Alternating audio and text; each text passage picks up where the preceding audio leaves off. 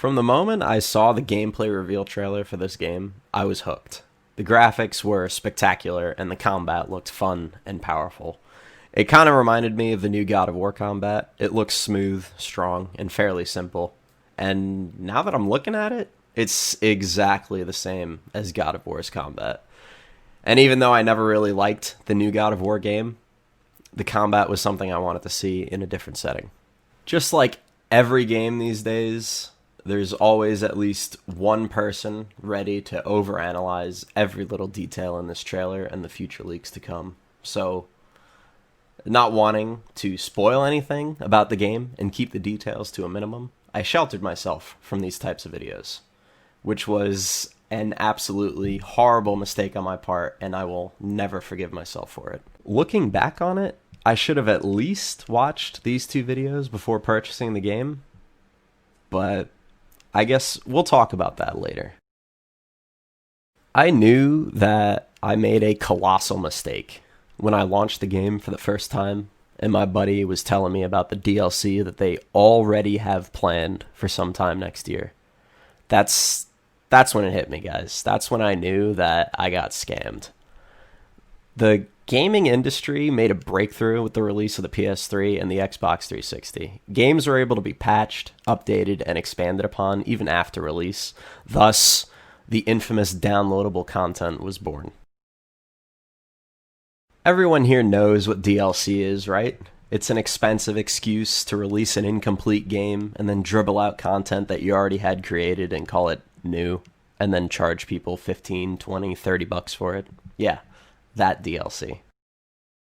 Remember when Call of Duty Modern Warfare 2 was released with a full campaign, 23 Spec Ops missions, and multiplayer with 16 unique maps, and then they released 2, and only 2, separate DLCs, each containing 4 more maps? Look at a more recent Call of Duty and see how many DLCs are released for these games, each costing around $15. And then remember that these Call of Duties come out every single year. Just do the math. The first Black Ops had 4 DLCs. That's $60 for the game, and then another $60 in DLCs. So you just spent $120 on a game that'll be dead by November 11th next year when the quote-unquote new Call of Duty comes out. Unfortunately, for those whose hobby is playing video games, our options are quite stale. And stale is an understatement. The gaming industry has spiraled into a pit of money mongering. Developers do anything they can to make millions on a game with less than a fraction of the effort. Most games these days are just copy-pastes of other games. Just look at Activision and their Call of Duty franchise, or EA and their sports games, or Ubisoft and their Assassin's Creed franchise. And the worst part about Ubisoft is that any game that isn't Assassin's Creed is made exactly the same. Assassin's Creed, Watch Dogs, The Division, Ghost Recon, all the exact same game with a reskin and a $60 price tag. An unnecessarily large open world with a few hours of story missions and an endless amount of side quests with the hopes that you get lost in a loop of optional missions for a week or so before you finish the bland story they created to make you think the game you just bought was worth buying in the first place.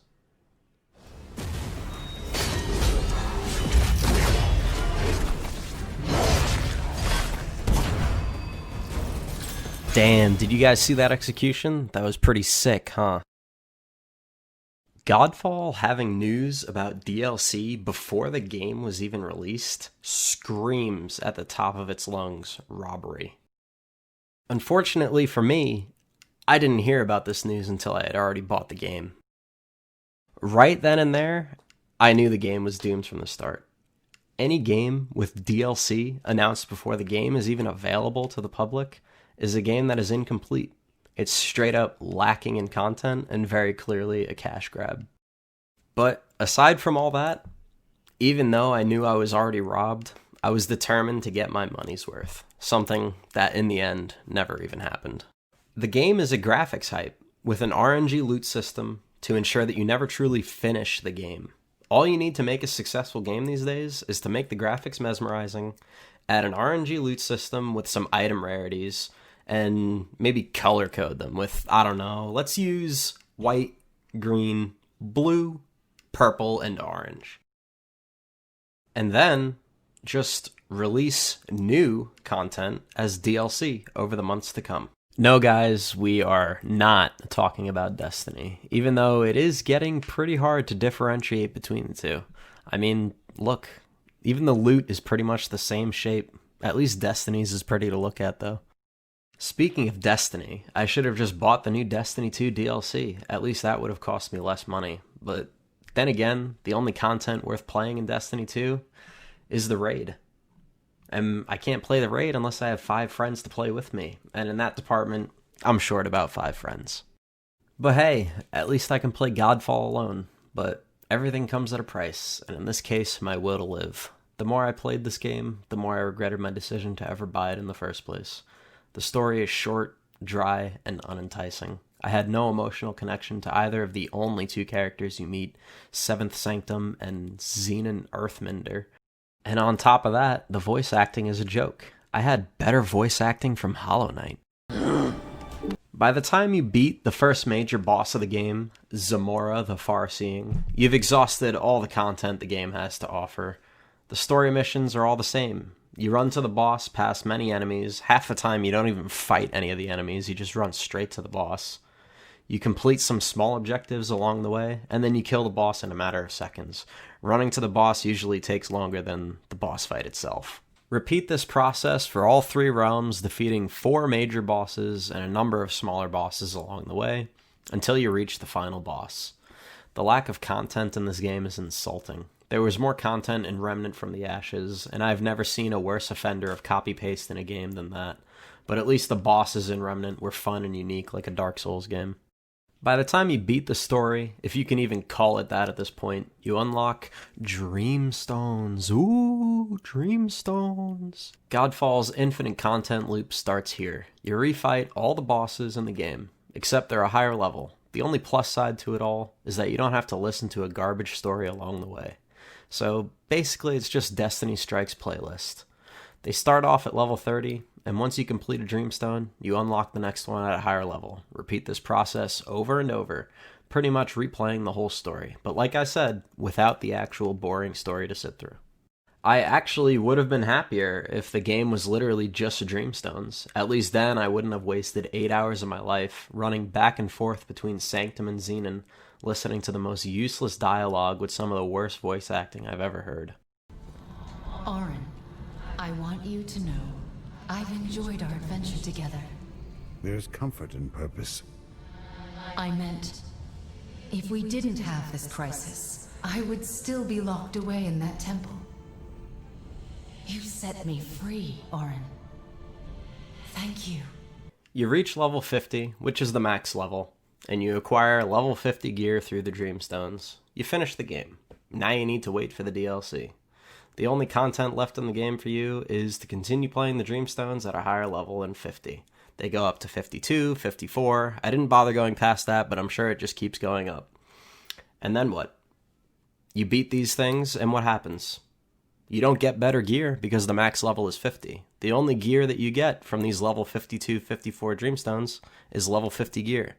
So now you're facing a harder challenge and you never get rewarded for it. So what even is the point? The point is, like I said earlier, you need to wait for the DLC. You spent $60 on the game after all, but you don't feel fulfilled. You really want more to play. But how convenient for the developers to have DLC in the making already. The only foe in this game is the difficulty setting, and trust me when I say it is not worthy. There's zero incentive to play anything other than easy. I haven't played anything on normal or hard, and I don't see a reason to. Why fight a tougher enemy that may take longer to defeat, and if you die 3 times, you lose and have to restart the mission? And for what? Not even better rewards, just more. Why bother when I can run through a mission on easy with infinite attempts and get guaranteed rewards at the end? But all the negative things aside, there is one saving grace for this game. The combat, and our fantastic ability to master breathtaking weapons. The only thing breathtaking about these weapons are your sighs of frustration as you try to use them. Assuming the enemy isn't already dead before you can even finish a light attack combo, you spend the majority of fights spam dodging, looking for an opening, or you run the risk of getting staggered or knocked over by every single attack. The only time you get to fully use the combat system in this game is during a boss fight. And even then, you're just wailing away with light attacks trying to build up that soul shatter bar before you inevitably get knocked over. The shield serves no purpose other than to acquire materials in the world. Blocking attacks stagger you. You can't block if you're in the middle of a combo. Stopping an attack just to parry a power attack is useless because you get staggered for just about as long as the boss does anyway. Weak points are useless on anything other than a boss because if you strike a weak point on a normal enemy, they are sent flying backwards and you're forced to stop your combo to run up and kill them. The cherry on top of this marvelous combat system is the executions. Remember in God of War 3 when they made you beat the piss out of Poseidon from his point of view, by the way, and then you gouge his eyes out at the end and break his neck before dropping him off a cliffside? Or when you kill a Cyclops after you just used him to kill all of his friends and then you rip his only eye out of his tiny little head? Or when you kill a Centaur, you throw it to the ground and you gut it like a pig. All these different executions are brutal, graphic, and show the ruthlessness and rage within Kratos' character. And they're interactive. With some quick time events, they make you feel like you're actually doing something.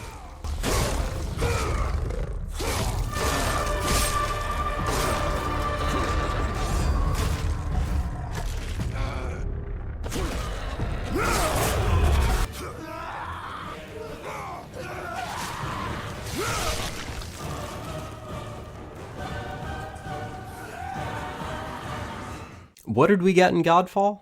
Boring animations, with objects phasing through each other and a few weak punches. I would have been happier if you weren't even allowed to use executions, if every enemy just died to you giving a final blow with the swing of your sword.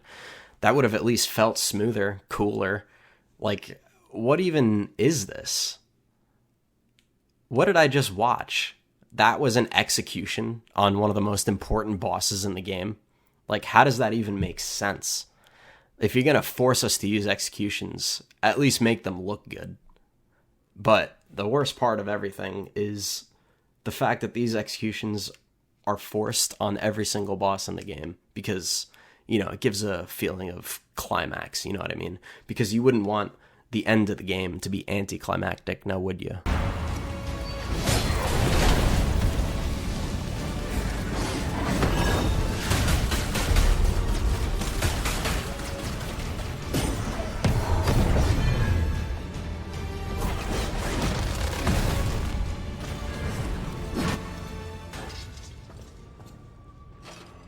There it is.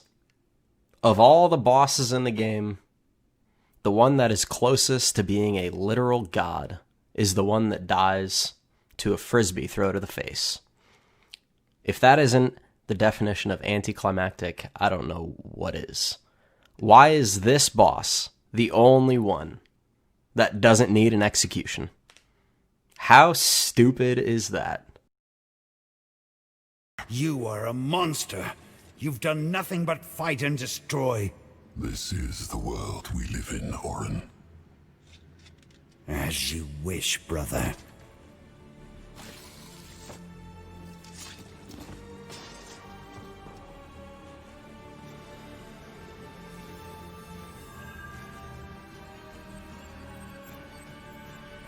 For a game banking all of its hype on its graphics and combat system, it's kind of sad that God of War, no, not this trash, I'm talking about the real God of War, has a better combat system, better story, better voice acting, and less bugs when the game is released, and this game came out on PS2 back in 2005. Godfall is a joke. I would recommend it to nobody. I fully, wholeheartedly regret spending $60 on this game and not spoiling anything for myself beforehand, just so I can get like a picture of what it might be like. I absolutely regret it. One of my biggest gaming purchase regrets in my entire life. Even for casual gamers, if you just want a game to sit down and play and not really try at all, your money is just better spent elsewhere. This game is trash and it doesn't deserve to succeed.